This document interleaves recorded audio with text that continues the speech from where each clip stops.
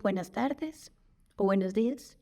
La revista de Nature el año pasado publicó un artículo denominado algo así en traducción: no hay bases para afirmar que el 80% de la biodiversidad se encuentra en territorios indígenas. Esto fue más o menos en septiembre.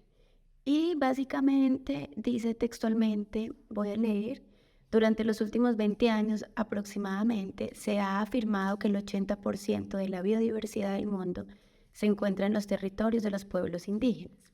El uso continuo de esta cifra por parte de organismos de las Naciones Unidas, organizaciones no gubernamentales, periodistas, biólogos, etcétera, podría perjudicar la causa exacta que se está apoyando con esta cifra.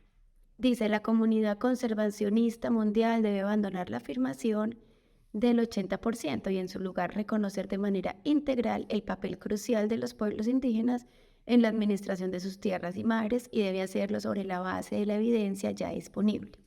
La afirmación del 80% se basa en dos supuestos. Uno, que la biodiversidad se puede dividir en unidades contables y que éstas se pueden mapear espacialmente a nivel mundial. Ninguna de las dos proezas es posible.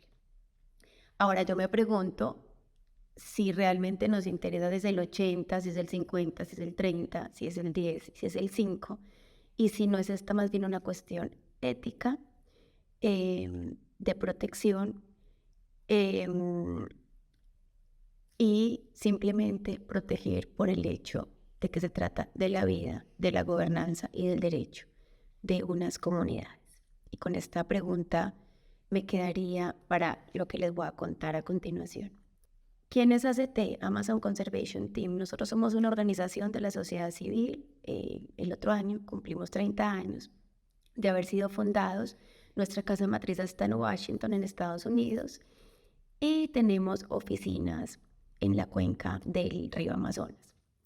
Nuestro lema es: juntos protegemos el territorio para defender la vida, y lo que queremos hacer y lo que hacemos todos los días y la razón por la que nos levantamos es para proteger los bosques tropicales y las comunidades locales, es decir, las comunidades aledañas a estas zonas de protección, que no solo son indígenas, que nosotros nos dimos cuenta muy rápido. Digamos que ahora muchas organizaciones trabajan también con comunidades, pero cuando ACT nació, pensó en una protección biocultural que implicaba también, o más bien, trabajar con esas comunidades que habitan allí, que son indígenas, que pueden ser pueblos NAR, que pueden ser incluso campesinos. Y ese ha sido el enfoque de ACT desde el principio. E insisto, hoy ya hay muchas otras organizaciones que están trabajando también, haciendo esa lectura que en su momento fue diferente del territorio. Entonces, básicamente eso es lo que hacemos. Nosotros tenemos presencia directa en 23 de los 32 departamentos de Colombia, en 2 de los 24 departamentos de Perú y en 3 de los 26 estados de Brasil. Para lograr esto trabajamos en 3 líneas estratégicas fundamentales, que son territorio y biodiversidad, medios de vida y gobernanza, que son las que nos permiten llegar a todas las comunidades de diferentes maneras. Estas son estrategias que dialogan, que se conversan, que se interconectan permanentemente, y no hay unas fronteras, digamos, que las dividan. Normalmente lo que hacemos es muy transversal, no solo en términos de no solo en términos de las estrategias, sino también de la geografía. Nosotros, obviamente, digamos que nuestra razón de ser estuvo inicialmente en el Amazonas, pero luego empezamos a ver o a recibir el llamado de otras geografías, de otras comunidades, de otros territorios, como es el caso de la Sierra Nevada de Santa Marta. Entonces a veces nos preguntan, pero ¿por qué, si se llaman Amazon Conservation Team, están en la Sierra Nevada de Santa Marta? Pues porque allí hay una gran biodiversidad, porque esas comunidades nos invitaron a participar de su labor en el día a día. Y en este momento, por eso podemos decir que estamos en 23 de los 32 departamentos del país. Como parte de todo este trabajo, pues obviamente hacemos muchas cosas, muchísimas cosas, pero hubo un proyecto especialmente interesante que hicimos post pandemia en el 2021 con el apoyo de Rewild. que es una organización amiga, aliada, con la que trabajamos muy en llave, muy de la mano. Em, y fue una idea que nació en una de esas conversaciones en la desembocadura del río Putumayo, en Brasil. Y fue la conversación de, bueno, aquí, este río desemboca aquí, pero resulta que este río nace en Colombia. Y hablando con las comunidades, ellos no se imaginaban cómo era posible que el río naciera tan lejos, que el río, que lo que les contábamos de lo que pasaba en el río allá arriba era tan distinto a lo que pasaba en la desembocadura. Ahí surge la intención de vamos a hacer algo. Ese vamos a hacer algo, obviamente tuvo muchas mutaciones, cambió mucho. ¿Por qué? Pues primero porque la idea fue antes de la pandemia, después de la pandemia, la realidad del mundo fue otra y nos tocó cambiar y repensar la idea de una manera además muy creativa, de una manera innovadora, aunque esa palabra ya está pues muy desgastada. Em, y eso es lo que les vamos a contar, qué fue lo que hicimos nosotros con este proyecto que se llama Todas las vidas en el río se encuentran en el pensamiento, además que tiene un nombre muy poético, muy bonito.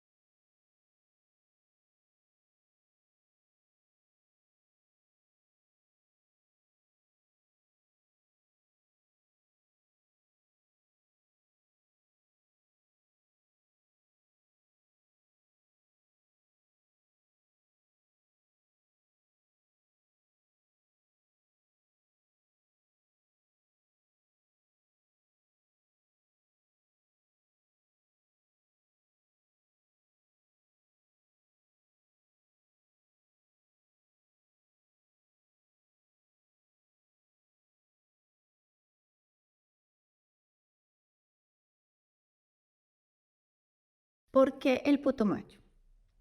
Entonces, la cuenca del río Putumayo, en este momento ustedes deben estar viendo la imagen, el mapa del río. La cuenca del río Putumayo, Isa, abarca territorios de 4 países. Nace en el piedemonte andino-amazónico de Colombia y atraviesa Ecuador, Perú y Brasil, antes de desembocar en el río Amazonas.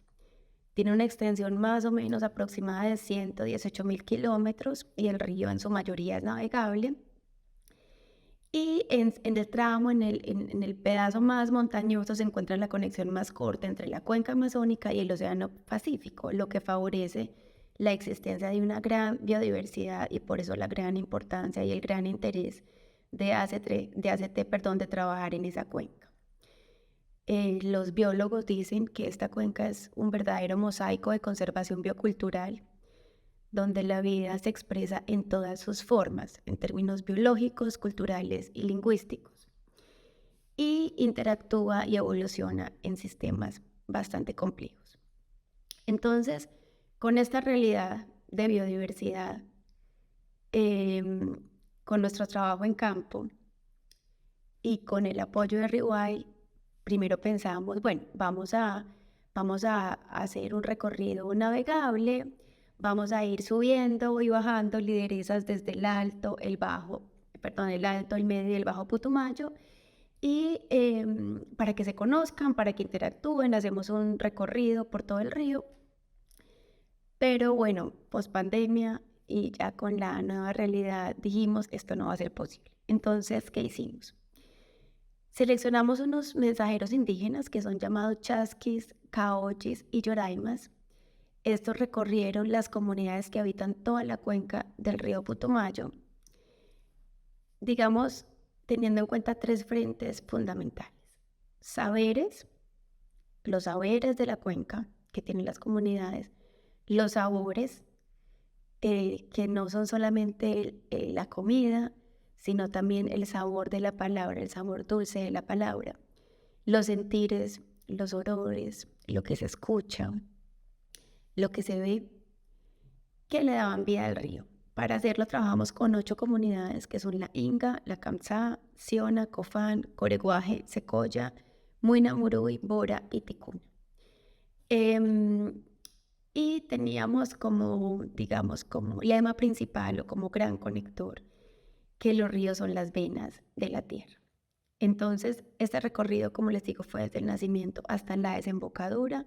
Hicimos un viaje de 4 meses, un viaje de 2.223 kilómetros, donde se intercambiaron y se narraron los ríos de diferentes formas. ¿Qué queríamos nosotros hacer? Queríamos hacer un cruce de objetos, poner a dialogar las diferentes comunidades, que los del bajo del río supieran qué era lo que pasaba en el alto del río, que los del medio supieran qué pasaba en el alto y qué pasaba en el bajo, que todos tuvieran la oportunidad de recorrer el río y conocerlo más allá de lo que ya conocían por habitarlo. Para lograrlo hicimos lo que nosotros denominamos un contenedor, que tenía unos frasquitos vacíos que luego se fueron llenando con agua del río, otros frasquitos para recoger ciertos sabores, tenía unas postales donde la gente tuvo la oportunidad de escribir mensajes a los otros habitantes del río, diciéndoles algo que les parecía bonito, algo que les llamaba la atención, algo que les gustaba. También tuvimos unas cámaras Polaroid que viajaron. Entonces con esas cámaras la gente se tomaba fotos, le tomaba fotos a la familia, le tomaba fotos al perrito, le tomaba fotos al río, y la idea era que pudieran habitar ese río de otra manera.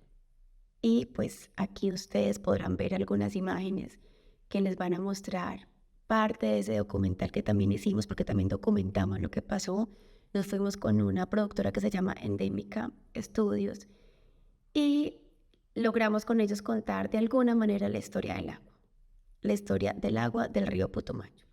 Y esto es lo que vamos a ver a continuación, un fragmento de este documental, un fragmento de cómo se narra ese río, un fragmento de cómo las comunidades ven ese río y de cómo logran interactuar con él y cómo cambia arriba en el nacimiento, en el piedemonte, luego se ensucia un poco en la parte media y luego cómo desemboca incluso en otro país. Entonces veamos un poquito de ese fragmento de este documental. Hay muchas anécdotas que surgen en medio de la medicina, el recorrido de la madre tierra, el recorrido de nuestra vida, ¿no? Cómo gira todo a su entorno. Todo el agua que cae del cielo, que llueve, lava la tierra y siempre corre. ¿Y a dónde va a depositar? Al fondo del mar. Asimismo, dentro de nuestro cuerpo, gira por las arterias nuestra sangre. Eso no deja la sangre de recorrer todos los rincones de tu cuerpo. ¿Y a dónde va a depositar? Al corazón, que es el mar de la sabiduría. Si nosotros no cuidamos nuestro cuerpo y no dejemos que fluya bien, es lo mismo que el agua, ¿no? Lo contaminamos. Y si nosotros nos contaminamos, estamos enfermos. Igualmente, y la tierra igual. Y toda el agua que cae limpia la tierra. Se lleva todo lo que hay. Y la tierra es perfecta. El imperfecto es uno. Digo, no, la tierra es tan humilde que todo lo que tú siembras se produce. Y si somos hijos de la tierra, tenemos que ser productivos. También tenemos que sembrar y dar fruto. Somos parte de ella, parte de todo lo que nos rodea.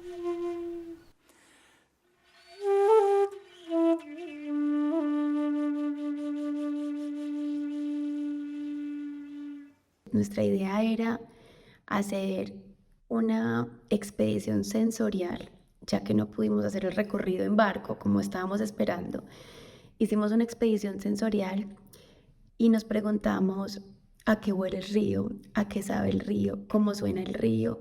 Por eso también parte de esos objetos o de esos productos que hicimos o que desarrollamos con las comunidades fueron los paisajes sonoros del amanecer, del atardecer, del anochecer, del sonido del río y de cómo suena la vida alrededor del río en esas 8 comunidades, en esas, digamos, tres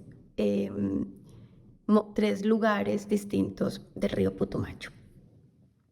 Entonces la maleta nos sirve como un artefacto para poder hacer realidad esa conversación y ese unir, porque nosotros finalmente lo que entendimos es que es un río y son muchos ríos a la vez y, y son muchos ríos que se conectan y que hacen uno solo, que luego desembocan en un gran río, que es el río Amazonas, y eso nos hace y nos hizo pensar mucho en cómo el agua puede ser ese gran hilo conductor o ese gran conector de realidades, de saberes, de sentires y de vidas y de culturas.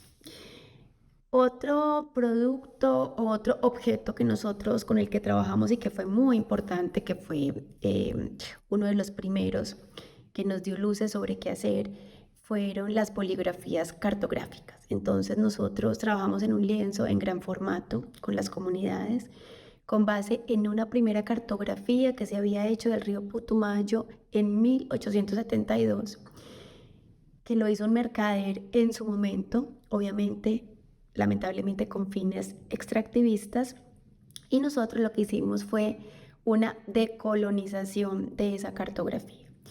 La empezamos a trabajar con las comunidades y a ver qué había de nuevo en esa cartografía, qué había pasado de distinto, quiénes aparecían allí que ya no estaban, ejemplo los Yuripacén, qué había de nuevo, qué cambios habían habido allí. Y eso fue bastante interesante porque, como les digo, fue una real decolonización de esas cartografías que se habían desarrollado con otros fines y que ahora nosotros tomábamos o retomábamos con el único fin de que las mismas comunidades se narraran. Y es algo que nosotros en ACT, en lo que nosotros creemos profundamente, y es en que son las comunidades las que se deben narrar, las que se deben contar, las que se deben leer e interpretar cuando eso sea necesario. Y no hacerlo desde el externo que llega a imponer, es que yo soy el conocedor, es que yo soy el biólogo experto, es que yo soy el antropólogo, es que yo soy el artista que vengo a hacer un video, una videoinstalación, o es que yo soy el fotógrafo reconocido que vengo a tomar unas fotos porque luego voy a tomar esas fotos y las voy a llevar a un museo y las voy a exponer. Siempre nuestra intención es devolver eso a la comunidad. Y en ese devolver, ahora más adelante les voy a contar qué fue lo que hicimos, porque este producto, permítanme llamarle producto, pero es un kit, un gran kit, es un todo. Nosotros lo hicimos para las comunidades. Esto nunca fue para contarles a ustedes que hicimos tal cosa o para participar en un proyecto o para ganarnos una convocatoria o para recoger recursos de un donante. Esto fue todo un trabajo por y para las comunidades que luego fue devuelto a las comunidades en su totalidad. Y por eso incluso no había nada escrito tipo ponencia, por ejemplo, para contar sobre el proyecto, porque fue un real sentir y un devenir con las mismas comunidades indígenas con las que trabajamos. Entonces, bueno, hicimos toda una etnografía de objetos que también fueron llenando esa maleta que ya hoy existe como maleta realmente y que tenemos física, donde guardamos los olores, guardamos los sabores y demás, y con la que podemos seguir trabajando. Siempre tuvimos dos momentos, que era el momento de dar río y otro momento de recibir río. El momento de dar río era el momento donde yo daba mi río, mi propio río, a esa otra comunidad, y el momento de recibir río era recibir ese río de las otras comunidades y recibirlo como propio. Digamos que en esos dos momentos Se dividieron. ¿Cómo trabajábamos? La metodología era la siguiente. Hacíamos ese viaje, como les digo, de 4 meses, y cuando se llegaba a una nueva comunidad, se hacía una instalación, se hacía una museografía, si se puede denominar así, y allí disponíamos todos los objetos, disponíamos la cartografía, obviamente echábamos mano de video BIM, de computador, de cámaras y demás, para poder transmitir lo que queríamos transmitir a esa comunidad. Y esa nueva comunidad a donde habíamos llegado podía recibir ese río gracias a esos artefactos que ya habíamos y objetos que ya habíamos recogido en otras comunidades. Entonces, digamos que había una instalación o una exposición nuevamente en cada una de esas comunidades cada vez que llegábamos. Y en el recorrido entre comunidad y comunidad lo que íbamos haciendo era editar esos videos que íbamos a mostrar, de manera que ya sabíamos exactamente qué teníamos que contar en el nuevo lugar donde íbamos a llegar. Les he hablado de ese gran documental que ustedes del que ya vimos un fragmento, pero tuvimos 2 productos que fueron 2 libros, un libro de recetas del que ahora les voy a hablar y un libro, digamos, literario, que escribió una escritora antioqueña, si no estoy mal, Juliana Muñoz Toro, y que fue editado por Tragaluz Editores. Este es un libro donde las voces de las abuelas, de los abuelos, de las abuelas, perdón, de las mujeres, de los niños, de los hombres, entre todos, se fue construyendo. El libro, si se lee con un niño, por ejemplo, podría parecer como un libro de cuentos o un libro creado por la autora, ¿cierto? Pero en realidad es un libro que da cuenta de un recorrido real del río. Les voy a leer 3 fragmentos en realidad, muy cortos. El primero de ellos dice así: dicen que de nacimiento yo fui un jaguar. Dicen que fui convertida en niña para caminar en 2 pies y poderme acercar a las personas. Que solo siendo humano iban a entender el mensaje que debía llevar en forma de palabra. Pero yo era jaguar, hija del río, y mi lengua era la del agua. El río es mi madre y mi padre, porque el río es el hogar.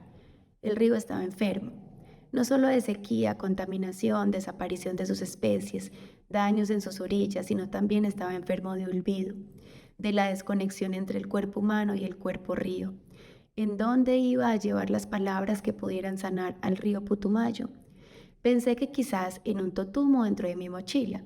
Además, podía beber de ellas cuando tuviera sed y no recordar el camino. Sabía que como niña jaguar no podía salvar al río, pero podía ser mensajera, unir diferentes voces, encontrar conexiones.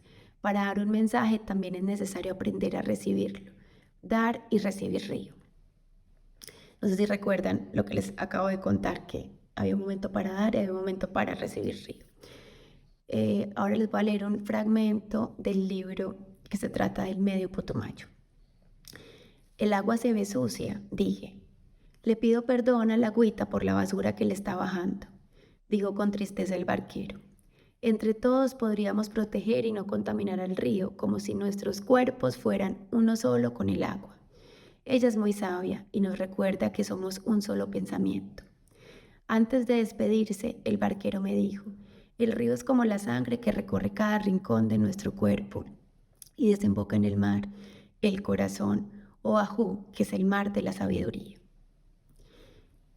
Esto es una belleza. Como les digo, parece un cuento, ficción, parece una poesía, pero en realidad es todo tomado de la realidad de ese viaje. Juliana viajó con nosotros, hizo parte del recorrido, obviamente no todo, y luego llegó a escribir este libro maravilloso que además tiene unas ilustraciones increíbles. El Bajo Putumayo. El Bajo Putumayo tenía muchos poblados: Tarapacá, Puerto Arica, El Estrecho, Ventura, Puerto Alfonso y otros que se mencionan en el libro. Y también varios pueblos: Quechua, Ocaina, Secoya, Cocama, Yagua, Bora, Ticuna, Muina Muruy o Huitoto. o hijos del tabaco, la coca y la yuca dulce. ¿Cuántos nombres caben en un río?, me pregunté. Creo que todos. Vamos aquí a ver otro fragmento del documental. La contaminación llega y no solamente mueren los pescados, también nosotros morimos porque hay epidemia. Entonces ver cómo la parte de gobierno también nos pueda apoyar, pero siempre y cuando estemos nosotros todos unidos y podamos defender el derecho cultural de la vida de todos, de nosotros mismos, de los animales.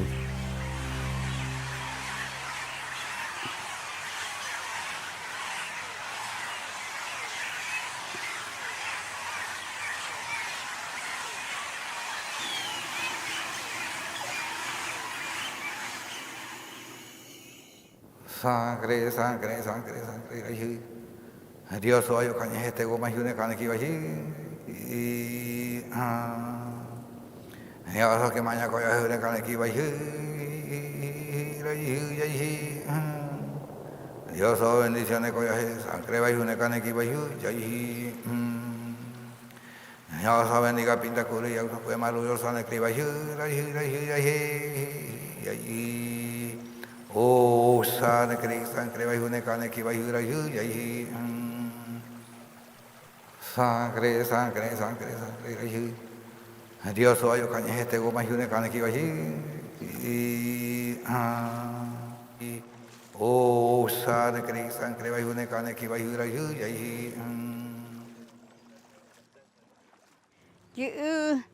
Taita oko kana oko kurawa gereka ji surupa kago bawa gereka pertom sengo baiji bawa na jikunaka kulpa pak bayina ya kasiana ji ayo ta gena ji kasiana oikom mure perdón seji kabay gina jikuna unye si okore un baiji tiawana awero wana yahu isiwana kwa ta de okore un nyui bai siwana siani jikuna de hokana jure muguse jikuna si okore un nyunje. Gracias, Surpa.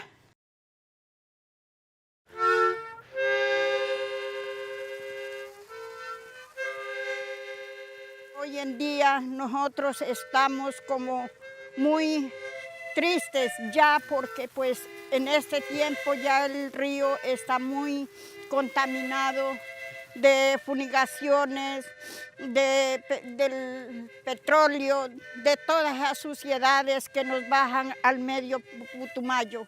Por eso yo les canto mucho, perdón le pido a la agüita, al Padre Celestial también, porque pues en realidad nosotros mismos en veces somos los que también contaminamos el río.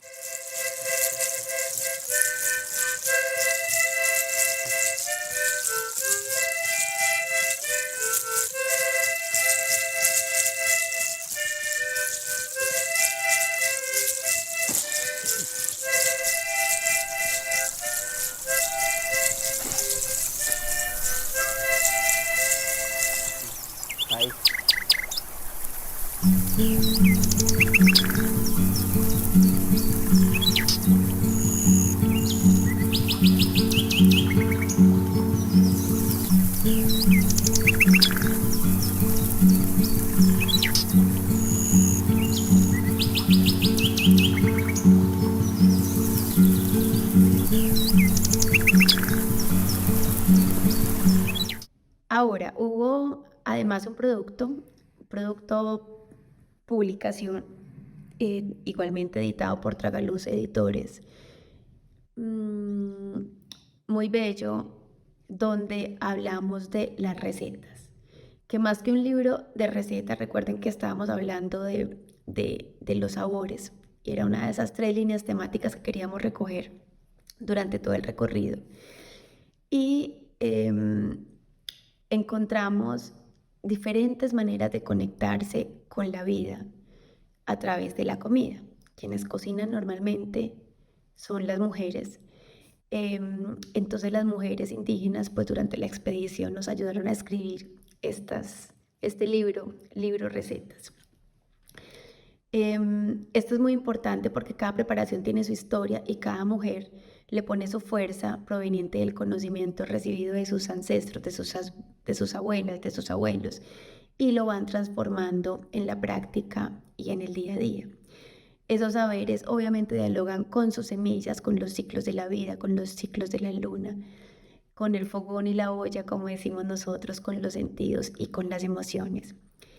Y en realidad no hay recetas, sino que son relatos porque cada producto es diferente y el resultado es un proceso único.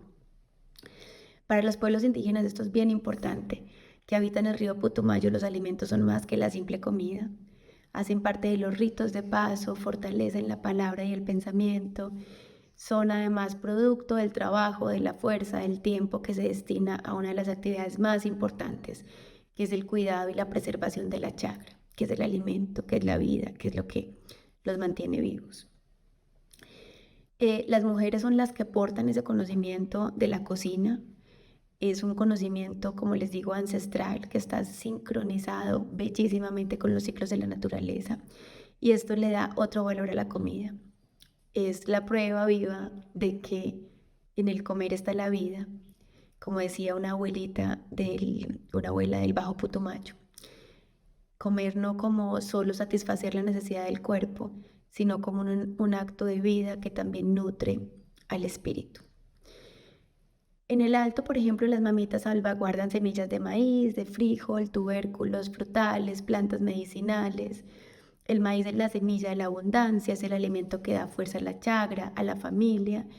Es el alimento que sostiene, que cuida el resto de las plantas. Representa la diversidad y la resistencia de los pueblos. Del maíz se prepara la chicha, que es la bebida sagrada para tener energía en el trabajo.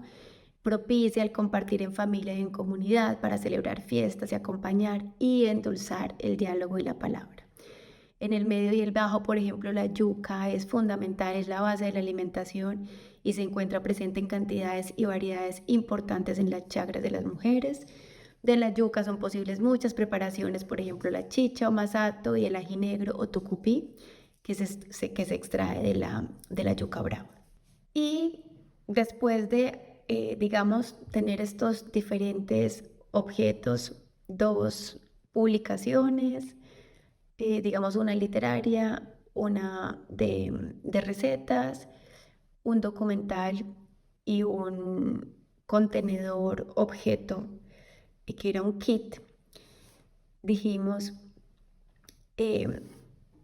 con todo esto vamos a hacer una gran maleta, una maleta que contiene estos objetos que ya les conté, pero además una USB con fotografías que hicimos durante el recorrido, con todo el documental completo que realizamos, con los materiales en PDF y con un mapa que nosotros imprimimos en una tela especial para que un mapa de todo el río que ustedes ven en pantalla, que muestra la gran biodiversidad que hay a lo largo del río, las comunidades que están alrededor y que en la práctica sirve para que los niños o los jóvenes se sienten alrededor de ese tapete o en ese tapete y puedan trabajar estos materiales que llegan en esa maleta.